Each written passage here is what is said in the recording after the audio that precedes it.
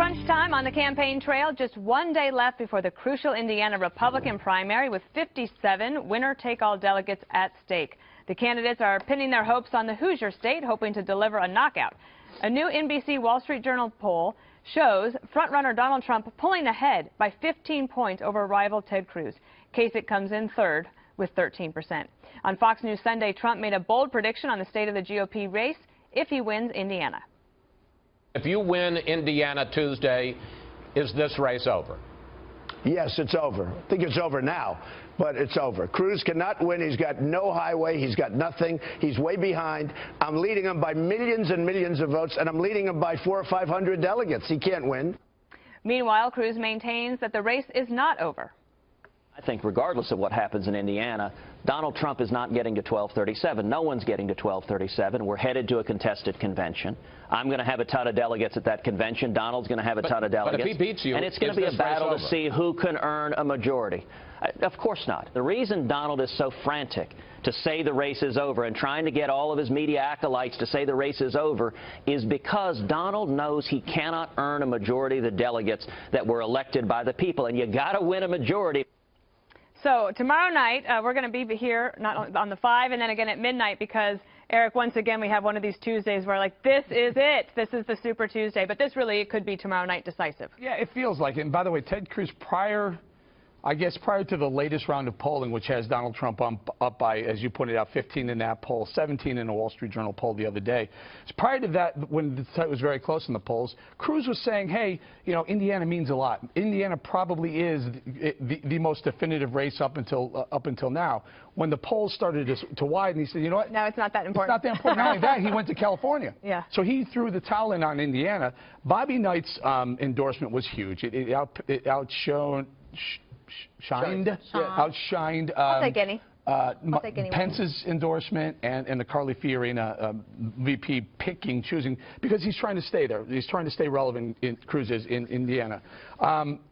Interesting, very quickly, the anti-Trump crowd has said Trump can't break. He's got a ceiling of 30%, then 40%, then 50%.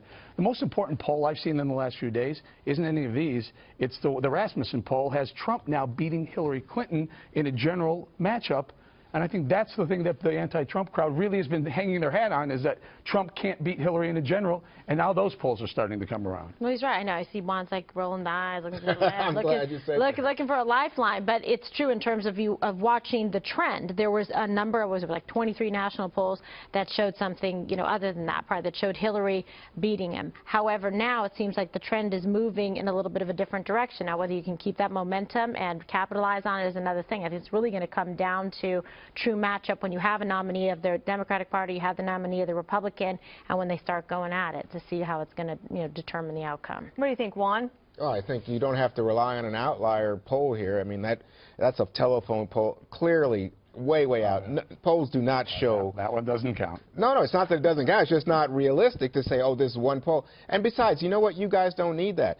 What you got to say is that the voters, Republican voters so far, know that they are not picking on the basis of electability in the general election, and they're still picking Trump, and Trump seems to be gaining momentum, especially in the last 2 weeks after New York.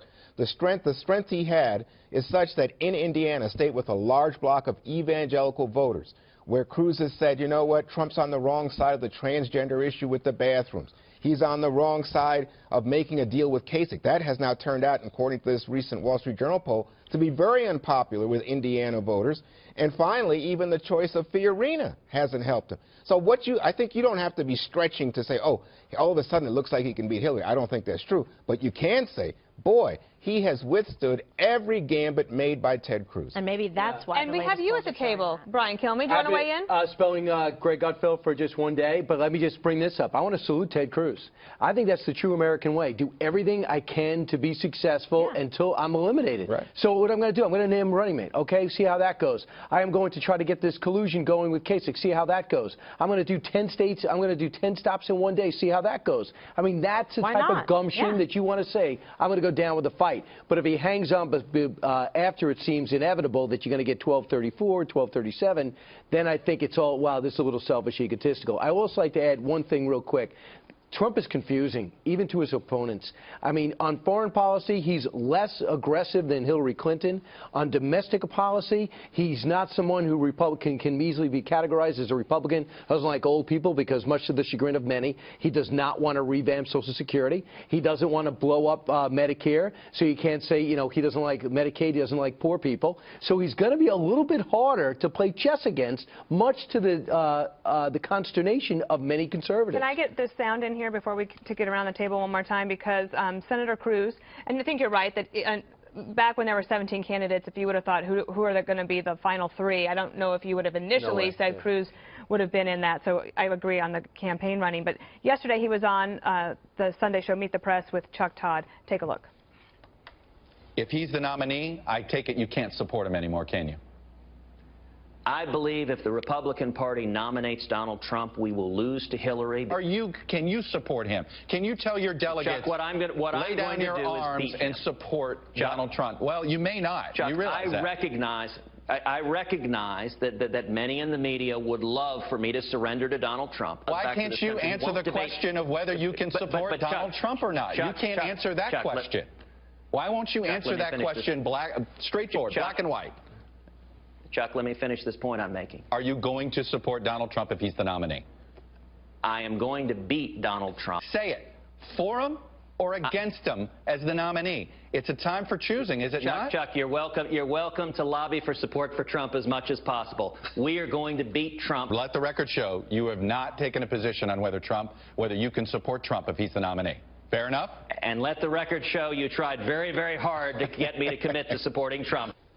I would say Ted Cruz actually kept his cool there. I don't know if I would have done the same. It'll be interesting to see, Kimberly, if Chuck Todd, when he has Hillary in the chair, if he's going to question her as hard as he just did Ted Cruz. That was like the badger and the honey badger. Because he's like, I'm going to win. I'm going to beat Donald Trump. I'm going to be the nominee. He's like, no, no, no. I think Chuck Todd took it a little bit too far. Was not very courteous. At the end, it's fine to say that I haven't made up my mind, or I don't have a position on whether or not I'm going to support him. I'm in this race. Do you think Ted Cruz could have ended it quicker by saying, listen, just say, yes, I'm going to hold off. I'm going to reserve the right to make a decision after all the votes and delegates are counted. Thank you so much for the question, Mr. Todd. Next question. That was my favorite answer. Yes, exactly. But wait a second. They asked Bernie this question, and Bernie finally came around. I mean, it's not the question you ask the person who's winning. It's the question you ask the person who's in second place. Right. Of course he should ask that. But remember, there was a big deal, and I think this was Fox News. At the very first debate, we asked every candidate, are you willing to support the eventual Republican nominee? At that point, Cruz said yes. It's telling that he won't say yes now. I think that's the difference. I think so, too, but I would like to see a side-by-side because, you know, Hillary Clinton's going to get up there, and at one point she's going to refuse to answer a question, like, for example, every question. And I want to see a side-by-side if he's going to have 7 to 10 follow-ups on the same question. Russert would have backed out and making it clear to the viewer he doesn't want to answer the question. We figured it out. Right. He would have moved on, and no one was tougher than Tim Russert. You know, he could have gone either way. He could have said, yes, definitively, I will back. If he wins, fair and square, and I prefer Donald Trump as much as I don't like him over Hillary Clinton. Or he could have said, absolutely not, I can't do that. I don't think, in good conscience, I won't do it. But one or the other. But look, I don't think Chuck Todd should have gone back at him 6 or 7 times as he did. But if he was going to do that, I think I would have ended it at some point and picking one or the other and living with it. Couldn't have been worse, in my opinion, than what that was. Can I also just point out, John Huntsman came around, I believe it was today or yesterday, and said, look, it's time for the party to unite. If it's Donald Trump, it's going to be Donald Trump. We have to start getting ready for the big fight against Hillary. That was telling. And Marco Rubio also said the same thing. Rick Perry, too. And I didn't know Rick Perry did, but Marco Rubio is the big one. Like, if Rubio, who's when he was fighting with Trump, when he was still in the race, he never went there. But now he said, you know what? It's time that we coalesce because Hillary is bad for the country.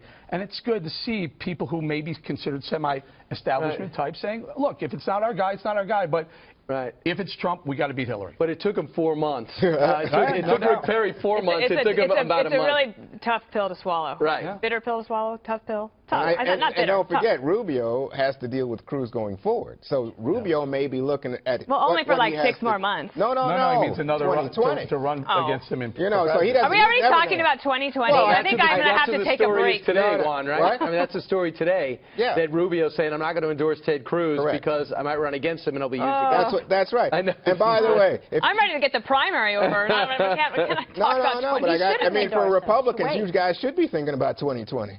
Look at that. Nice one. We have one more piece of sound to show you because you've never done that before. What? You mocked. I've never seen you mock. I mocked. Yeah, you're a mocker by nature. Yeah, you got to watch this show. I get mocked. Hey, do a little for him. There you go. Not like Dana. Oh, please, come on. You know, she's sharp edged to Dana Farino. There is. I used to drop the atomic elbow every once in a while. I guess so. Just to show people. I want to show you just one more piece of sound. This was Ted Cruz today in Indiana. This is getting a little bit of buzz, talking to a Trump supporter. I'm running to be everyone's president, those who vote for me, even those who don't want you. Well, you're entitled to your view, sir, and I will respect it. In fact, I will do the math. I will protect you ask cases to drop out. It's your turn. Donald doesn't get to 1237. Are you going to call him to drop out? Donald's definitely going to get to 1237. Now, what do you like about Donald? Everything. Give me one. Everything. Give me one. The wall. Okay, the wall. Now, do you know on the wall that Donald told the New York Times editorial board he's not going to build a wall and he's not going to deport anyone? You're lying. Once again, lying Ted. God. Oh, my God.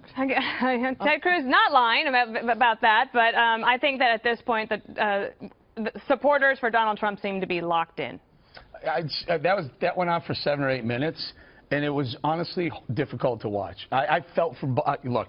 I felt for Ted Cruz. He stood there and he took it and he gave it back. But it was also it just was hard for me to watch for both sides. I didn't like that one either. Do you think that helps him though? The question was he's the chief debater that Alan Dershowitz talked about, the best one we've had. So he's going to go and question average everyday voter.